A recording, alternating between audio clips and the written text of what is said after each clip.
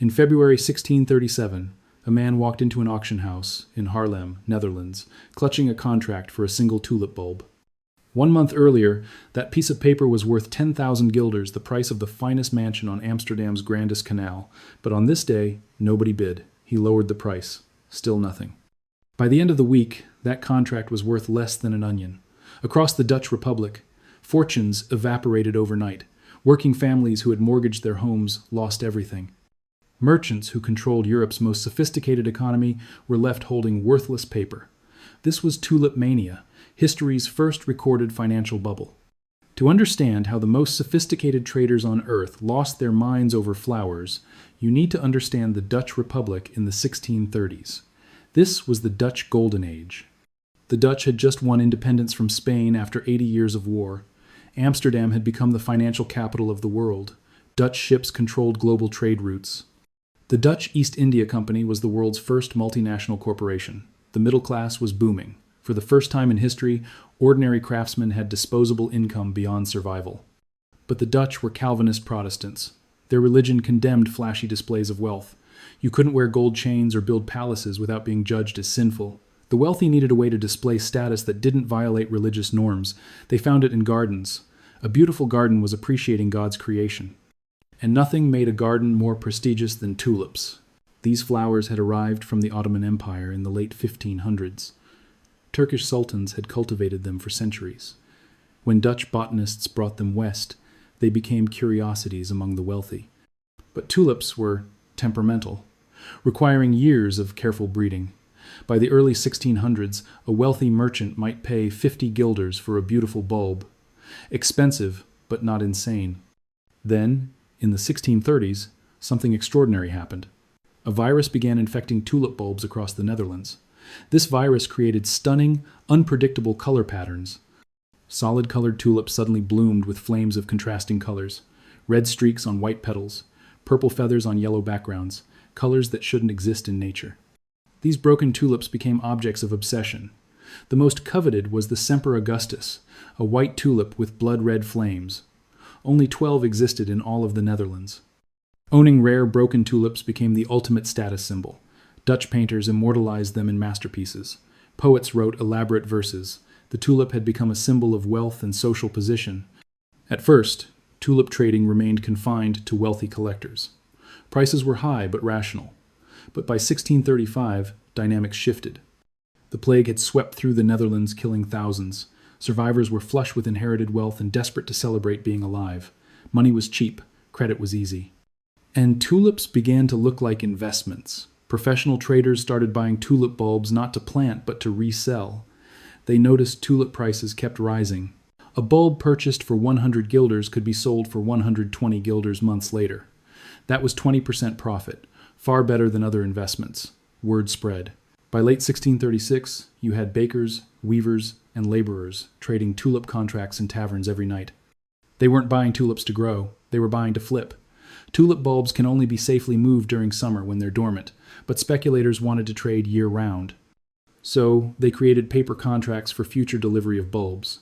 The Dutch called this wind trading, buying and selling air. I'd sell you a contract promising delivery of a bulb in 6 months.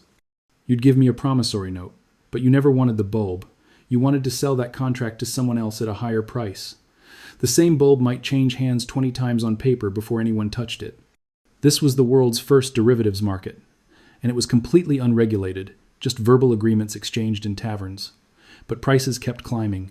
A Semper Augustus that sold for 1,000 guilders in 1634 reached 5,500 guilders by January 1637. Let me give you perspective. A skilled craftsman earned about 250 guilders per year. A fancy Amsterdam house cost 3,000 guilders. People were paying 18 years of wages for a single tulip bulb. They were trading houses for flowers. By January 1637, even common tulip varieties were selling for prices that would have been unthinkable months earlier. Historical records document single bulbs, trading for 12 acres of farmland, for 4 oxen, 8 pigs, 12 sheep, 2 barrels of wine, 4 barrels of beer, 2 tons of butter, 1,000 pounds of cheese, a bed, a suit of clothes, and a silver cup. That represents years of accumulated wealth, all traded for one tulip bulb. Everyone knew this was insane. Tulips don't produce anything. They don't generate income. They bloom once a year for a few weeks. Their entire value came from the belief that someone else would pay more tomorrow. But that knowledge didn't matter because prices were indeed higher every day. Every night, men who'd bought contracts sold them for profits. Social pressure became enormous. Winning bids received cheers. Those who hesitated were mocked as cowards who didn't understand the new economy. Let me tell you about Pieter, a weaver from Haarlem. In November 1636, Pieter bought a contract for 3 Switzer's bulbs for 80 guilders, about 4 months' salary. He borrowed the money at 10% interest. 2 weeks later, he sold those contracts for 120 guilders. He'd made 40 guilders in 14 days, more than a month's wages from weaving. Pieter stopped weaving. He became a full-time tulip trader. By January 1637, Pieter had contracts worth over 1,000 guilders. On paper, he was wealthy. He was planning to buy a house. Pieter never wove another piece of cloth, but not for the reason he thought. This story repeated across every Dutch city. Bakers abandoned ovens. Shipwrights stopped building ships. Entire towns organized nightly auctions where hundreds of contracts changed hands. Families mortgaged homes. Artisans sold workshops. One trader gave up 12 acres of farmland for a single viceroy bulb. Religious leaders warned this violated God's natural order, that you couldn't create wealth from nothing. They were ignored. What did priests know about modern finance? The intellectuals had sophisticated arguments. Tulips are genuinely rare. Supply is limited. The wealthy have insatiable demand. Foreign markets are opening. Simple economics. Limited supply. Unlimited demand. Prices must rise.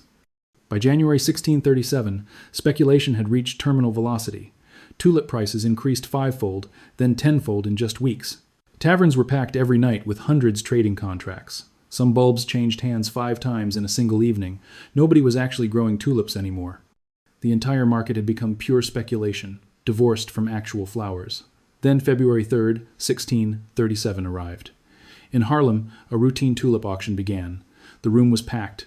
Sellers brought contracts confident in high prices. The auctioneer called the first lot a witte kronen, worth about 1,200 guilders the previous week. Silence. Nobody bid. He lowered the price to 1,000 guilders. Still, nothing. 900, 800, 700. Nobody raised their hand. This had never happened before. For months, every auction had been a frenzy, but buyers simply refused to bid. The auctioneer moved to the next lot. Same result. Then the next.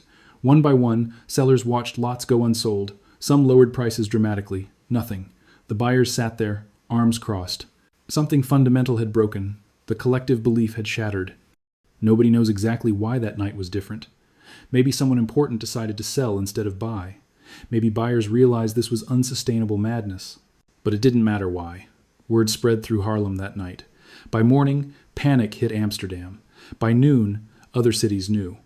Traders suddenly wanted to sell everything, but there were no buyers. Within days, prices were fractions of their peak. Within 2 weeks, most varieties had fallen 90%. Within a month, the market had collapsed 95%. A Semper Augustus worth 10,000 guilders in January was worth 500 in March. Remember Pieter? His 1,000 guilders in contracts became worth 50 guilders? But he still owed 80 guilders plus interest, and he had no income. Pieter's story repeated thousands of times. People who'd mortgaged homes owed debts worth more than lifetime earnings. Merchants who'd extended credit faced ruin. Borrowers couldn't pay. They held worthless contracts. Social networks fractured. Friends sued friends. Families were torn apart. The Dutch government tried to find a solution. They proposed a compromise. Honor 10% of contract values. Sellers rejected it. They wanted full payment, so the government banned tulip cases from courts entirely. They declared tulip debts unenforceable gambling obligations. They said, "You were all idiots. Figure it out yourselves." Most contracts were abandoned. Buyers refused to pay. Sellers had no legal recourse. Fortunes vanished. Contemporary accounts describe suicides, families fleeing cities, wealthy men reduced to begging. But the Dutch Republic itself was fine. Amsterdam remained the financial capital. The Dutch East India Company kept trading, ships kept sailing, the actual economy barely flinched. Because the tulip market had always been separate from real economic activity, pure speculation disconnected from production and trade. When the bubble collapsed, it destroyed individual fortunes but didn't damage the underlying economy. Within a year, people stopped talking about tulips. Bulbs went back to being garden decorations, priced at a few guilders. The Semper Augustus that sold for 10,000 guilders could be purchased for 50 by 1638. Life went on, but thousands of families had been destroyed, and nobody wanted to talk about it. It was embarrassing. How could the smartest traders in Europe have convinced themselves that flowers were worth more than gold? In 1841, Scottish journalist Charles Mackay wrote about Tulip Mania in his book Extraordinary Popular Delusions and the Madness of Crowds. He wrote, "Men think in herds, they go mad in herds, while they recover their senses slowly, and one by one." That observation remains the best explanation for what happened. The tulip traders weren't stupid. They were sophisticated merchants who understood trade and profit, but they got caught in collective delusion. They saw neighbors getting rich and couldn't bear to be left out. They watched prices rise and convinced themselves it would never stop. They created sophisticated justifications for why this time was different, and they were wrong. February 3rd, 1637, was the day reality reasserted itself, the day collective belief shattered, the day everyone realized they'd been trading paper, backed by nothing but shared delusion. 400 years later, we still remember the Tulip Crash as history's first great financial bubble. A warning about greed, mass psychology, and the dangers of believing something has value simply because everyone else believes it. The Dutch learned this lesson the hard way. In taverns and auction houses across the Netherlands, fortunes were made and destroyed on the promise of flowers. And when the madness ended, thousands were left holding nothing but worthless contracts and unbearable debts. That is the true story of Tulip Mania, the day an entire nation lost its mind over flowers.